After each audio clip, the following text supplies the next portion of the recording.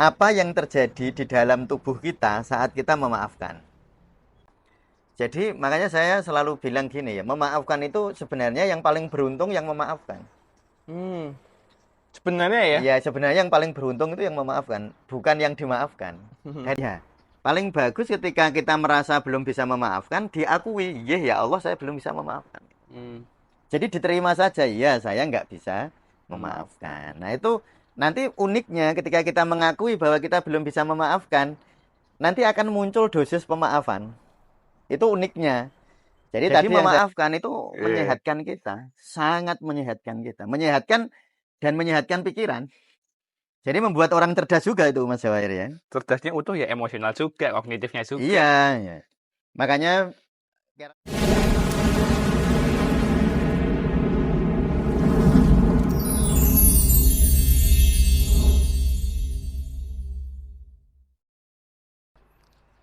Assalamualaikum warahmatullahi wabarakatuh. Waalaikumsalam warahmatullahi wabarakatuh. Kali ini di Ngaji Tasawuf Saintifik.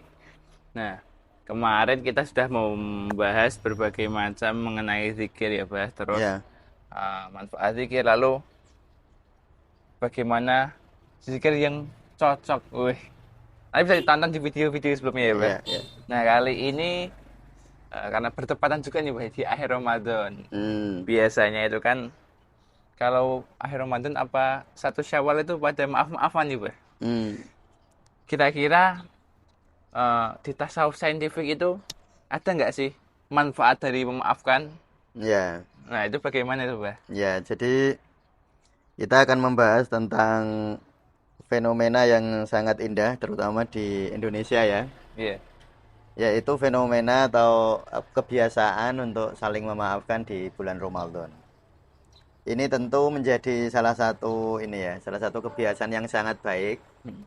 karena banyak digunakan sebagai mumpung apa Syawal, mumpung Idul Fitri kita bermaafan. Yang dulu mungkin malu meminta maaf, jadi kalau pas Idul Fitri itu nggak malu lagi. Mungkin dulu kita juga susah memaafkan, nah pas di Idul Fitri kita jadi lebih mudah memaafkan ya. Nah, karena kita ini ngaji di tasawuf saintifik, kita akan membahasnya secara sainsnya ya. Sainsnya atau logika-logika ilmiahnya. Apakah apa namanya? Memaafkan itu hanya bermanfaat secara psikologis atau manfaatnya sebenarnya jauh lebih luas ya. Hmm. Nah, jadi gini, memaafkan itu sebenarnya bermanfaat lahir batin spiritual ya. Hmm. Nah, pertama di spiritual dulu. Yang sering menghalangi seseorang untuk Memaafkan. melesat di dimensi spiritual Oh iya, iya. itu sebenarnya adalah emosi-emosi negatif yang terkumpul di dalam hati kita. Hmm. Ya, jadi ingatan-ingatan apa memori-memori negatif yang terkumpul, misalnya kemarahan, ketakutan, kegelisahan, rasa bersalah dan lain sebagainya itu ngumpul di bawah sadar kita dan itu tanpa sering tidak disadari Mas Jawir. Hmm. Sering tidak disadari menghambat perjalanan spiritual. Oh, Jadi nanti baru makanya tahu. di dalam agama itu Allah itu memamerkan dirinya Maha Pengampun. Oh iya. Allah itu kan Maha Pengampun. Bahkan ampunannya Allah itu dibanding dosanya para hamba itu hanya dosanya para hamba itu hanya setitik dari samudra ampunannya Allah. Seandainya dosanya para hamba ini dikumpulkan. Nah, itu Allah mameri seperti itu agar kita juga oh Allah saja memaafkan. Hmm. Padahal Allah nggak pernah salah. Tapi ketika Allah apa dimintai maaf, Allah meminta maaf. Nah, sedangkan kita kan sok-sok sombong ya. Kalau pas kita yang bersalah, nah kita minta maaf. Tapi Iya, kalau kita yang disalahi, kita terus tidak mau merasa, memaafkan. oh kamu kesalahanmu terlalu besar, aku tidak mau memaafkan. Kadang-kadang kita begitu. Padahal kalau kita berada di dalam posisi yang salah, pengennya dimaafkan. Ya iya pasti deh. Iya, Itu orang itu pasti, kan itu pasti. tergantung posisinya ya. Heeh. Kalau dia posisi yang disalahi, biasanya dia merasa disakiti ya. Hmm. Lalu kadang-kadang berlebihan, lalu apa victim, Playing victim. lalu playing victim, merasa jadi korban gitu. Iya. Nah itu posisinya pas begitu dia begitu. Tapi kalau pas dia yang dulu pernah Membuat kesalahan. mengorbankan atau membuat kesalahan, dia dalam posisi ingin dimaafkan. Nah, sekarang ini, jadi kalau secara spiritual betul bahwa memaafkan itu akan membuka jaring apa? Jalur ya, Mas. Membersihkan jalur-jalur spiritualitas ya, membersihkan. Lalu secara psikologis jelas ya, bahwa kalau orang memaafkan akan terjadi ketenangan apa namanya psikologis ya. Hmm, Kemarahan akan berkurang, ketakutan iya. akan berkurang dan lain sebagainya. Nah, sekarang ini yang kita bahas sekarang di sainsnya. Saya kira kalau yang memaafkan sudah ada di podcast saya yang di Ngobati ya, Iya. tentang konsep-konsep memaafkan. Tapi yang sekarang di Ngatasi kita membahasnya secara saintifik ya. Apakah apa yang terjadi di dalam tubuh kita saat kita memaafkan? Tapi ini kita harus ini dulu ya, harus ada sebuah catatan dulu. Ini memaafkannya betul-betul memaafkan. Ya, harus disclaimer-nya dulu nih, Ini benar-benar. disclaimer ya, Ya. bukan memaafkan yang Cuma ucap. hanya Formalitas ini, ya, Pak? formalitas. Ya, kalau formalitas sebenarnya hanya bermanfaat secara sosial sih. Hmm. Jadi kalau misalnya nanti kalau pas saya bertemu dengan keluarga saya lalu bermaaf-maafan, saya pura-pura tersenyum memaafkan, yaitu mungkin bermanfaat secara sosial ya. Maksudnya secara hubungan itu bermanfaat. Tetapi bagi diri saya sendiri nggak bermanfaat. Mungkin kalau yang saya maafkan dia taunya saya memaafkan, dia akan tenang ya. Saya baik juga walaupun saya sebenarnya belum bisa memaafkan ya, hanya masih berpura-pura memaafkan. Tetapi bagi yang saya pura-pura maafkan itu mungkin bermanfaat lah ya. Jadi saya nggak menyalahkan itu, silahkan kalau memang kita belum bisa memaafkan ya nggak usah memaksa diri memaafkan.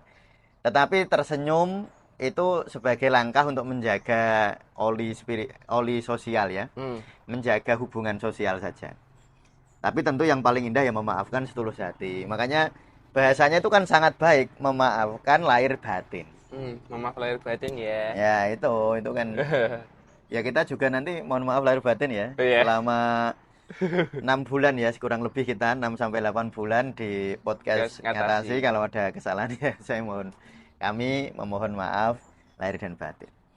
Nah, baik, sekarang kita akan membahas dari sisi sainsnya ya. Yang jelas itu begini, yang ilmu yang sudah sangat paten ya dan sering kita singgung di podcast Ngatasi yaitu religio psikoneuroimunologi ya. Iya.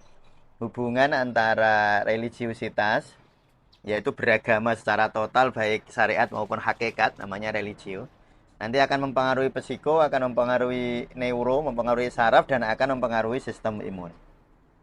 Nah, ketika orang itu memaafkan ya, maka hormon kortisolnya akan turun. Karena hormon kortisol itu akan naik ketika kita tegang. Dan kalau orang marah kepada seseorang ya, itu berarti tegang. Iya. Ya, kemarahan itu membuat saraf kita tegang. Itu iya. jelas ya. Jelas itu pasti. Jelas sekali.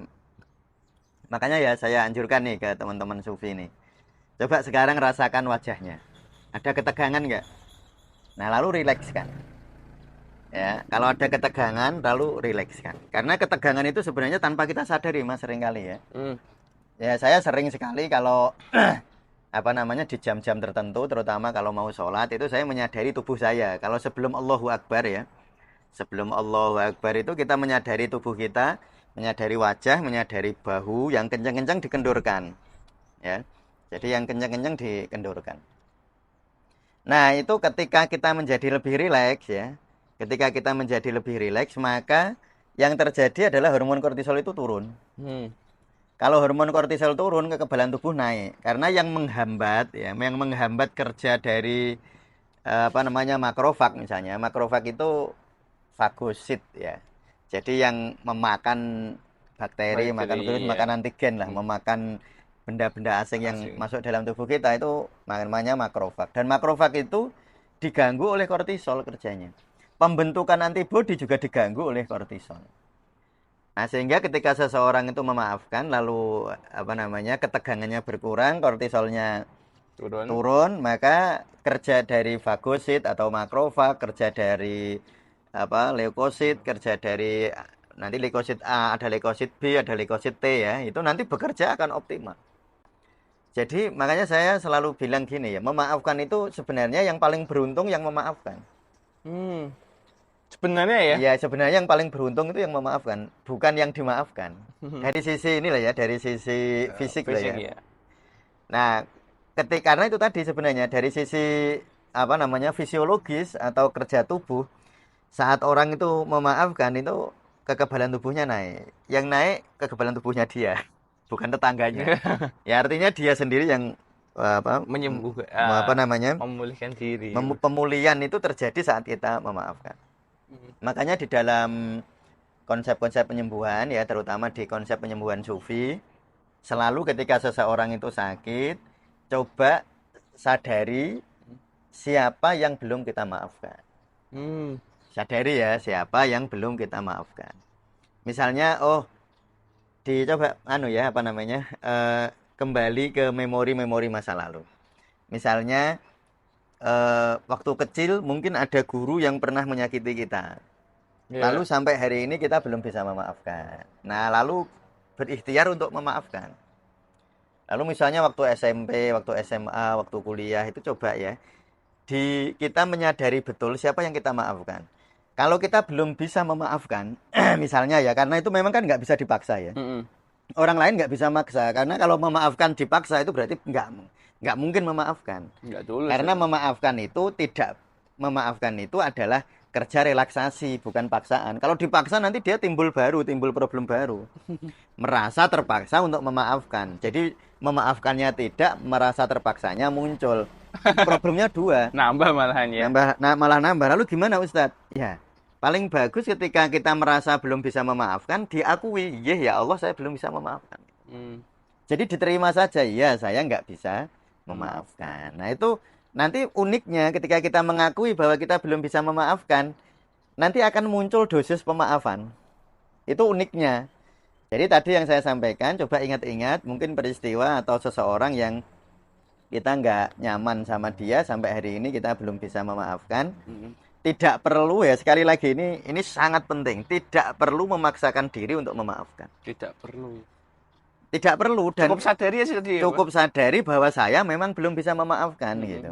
Ya Allah saya belum bisa memaafkan. Jangan dipaksa memaafkan, apalagi yang maksa orang lain, nggak bisa, mustahil. Itu saya bilang mustahil karena memaafkan itu muncul dari dalam, nggak bisa dari luar. Nah kalau belum bisa ya nggak apa-apa juga ya. Jadi nggak usah merasa lalu saya kok sulit memaafkan ya Ustadz gitu ya. Tentu itu memang kita inginnya memaafkan, tapi kalau belum bisa memaafkan ya sudah, diakui saja bahwa kita belum bisa memaafkan. Nah kalau dalam pengobatan sufi begitu ya. Jadi selalu kita tuntun pasien itu, nggak perlu nanti misalnya Mas Jawahir jadi terapis ya, nggak perlu menuntut siapanya, nggak perlu. Jadi kita sebagai terapis nggak harus tahu. Orangnya disuruh mengimajinasikan sendiri saja. Ada nggak misalnya ibu pernah nggak atau ada nggak seseorang yang di dalam hati itu kita masih ganjel, masih ada rasa kita ini dia pernah berbuat buruk sama ibu gitu. Nggih, pernah Ustadz gitu. Saya nggak harus tahu siapa gitu, nggak usah. Karena nggak penting. Sangat tidak penting. Terapis tahu itu nggak penting, Mas. Yang penting itu sebenarnya dalam pengobatan sufi bukan terapisnya tahu, tetapi yang diterapi menyadari mana arafa nafsahu, dia menyadari dirinya sendiri. Bukan terapis menyadari pasien, bukan. Nah itu ya, jadi itu tekniknya atau metodenya paling bagus bisa memaafkan. Tapi kalau belum bisa memaafkan, jangan memaksa diri untuk memaafkan. Ya nggak usah dipaksain. Ya, lalu tapi nggak usah diucapkan ke orang. Saya nggak bisa memaafkan gitu, nggak usah. Akuinya di hadapan Allah. Ya Allah, saya belum bisa memaafkan. Nah itu yang pertama ya. Lalu yang kedua, Mas Jawahir, orang tuh kalau biasa memaafkan tidurnya pules. Iya, lebih nyaman ya, lebih apa ya? Ya coba ya kalau bayangin teman-teman kalau pas melakukan pernah sakit hati, tidur nggak enak, bahkan nanti ke bawah di dalam mimpi. Jadi overthinking. Nanti ya overthinking atau kalau tidurnya ya itu tidur kemarahan. Nanti mimpinya itu mimpi-mimpi ketemu api, mimpi-mimpi ketemu hewan-hewan buas.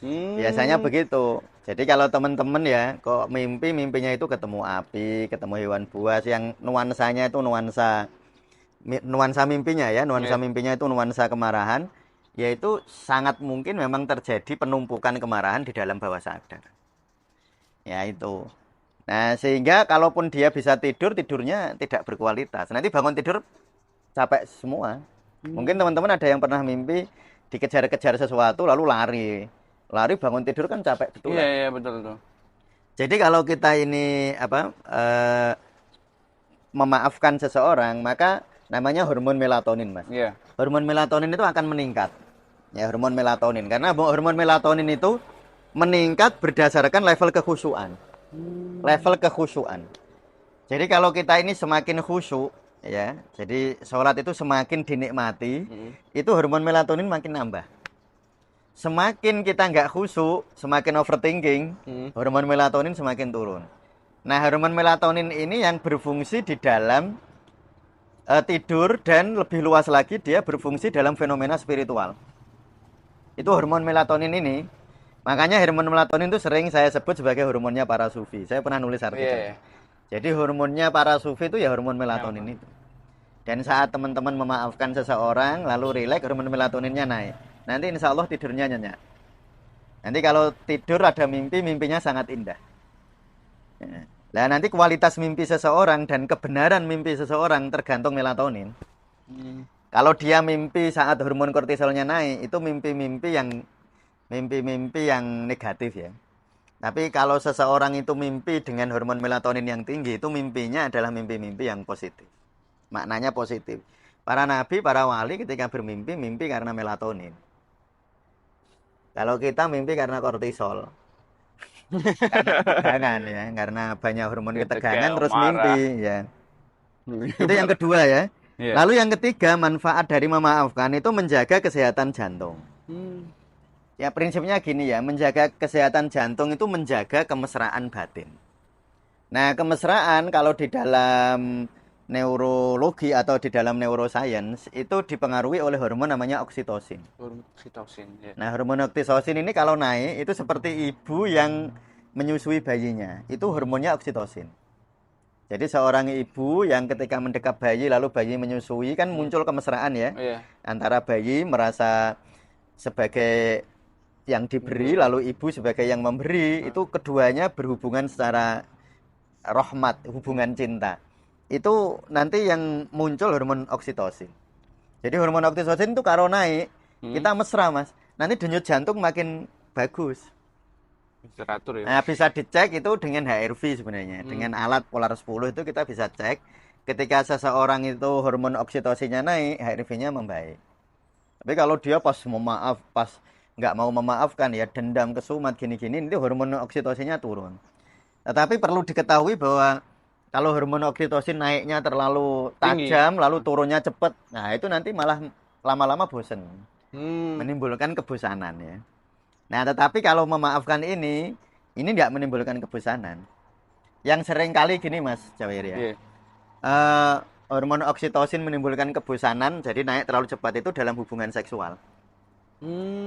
Tiba-tiba bahagia. Iya, kalau pas mau berhubungan seksual waktu berdua kan kemesraannya sangat tinggi ya, meningkat ya.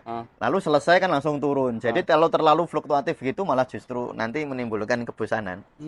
Nanti biasanya malah ini ya, suatu saat mungkin perlu juga kita bahas ya, terjadi kebosanan antara pasangan seksual atau suami istri.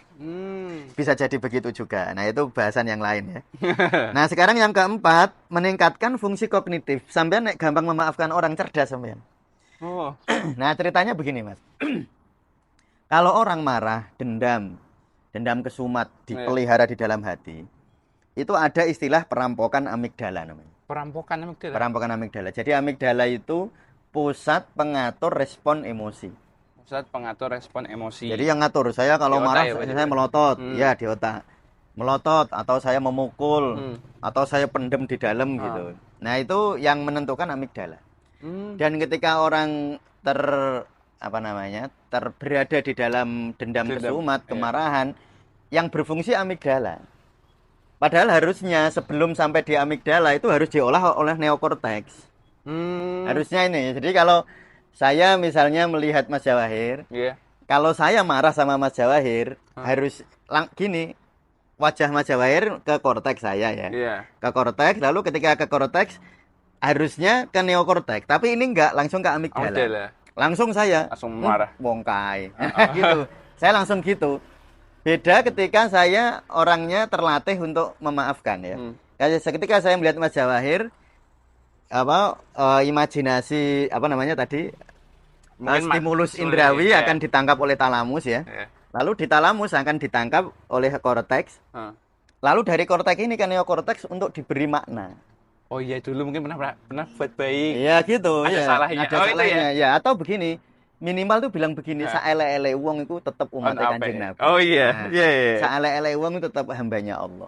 Tetap ciptaannya itu minimal kan begitu. Kan Iya. nggak ada yang tidak. Iya. Kalau Mas Zawahir mungkin dia permohonan masih mungkin, Mas. Iya, iya. Jadi kadang-kadang pemaknaan seperti itu kan kurang dalam. Nah, tapi ketika kita seperti itu, apa namanya tadi, biasa memaafkan dari objek lalu ke talamus namanya di Iya. otak. Talamus ini lalu ke korteks, lalu ke neokorteks baru ke amigdala. Nah, sehingga responnya bagus.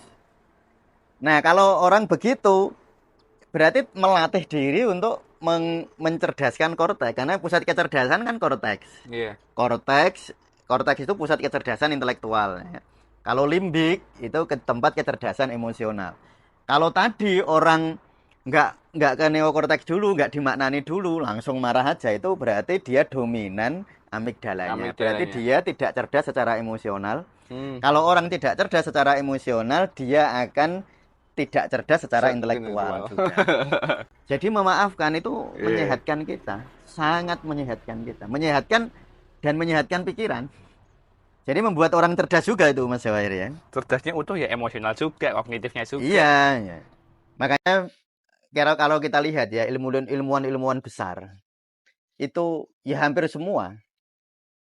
Mungkin apakah ada kecualinya saya nggak tahu ya. Tetapi hampir semua ilmuwan besar, para penemu itu orang yang sangat cerdas dan mereka tidak diganggu oleh dendam kesuma, tidak diganggu oleh ini. Kok coba kalau lihat biografi mereka.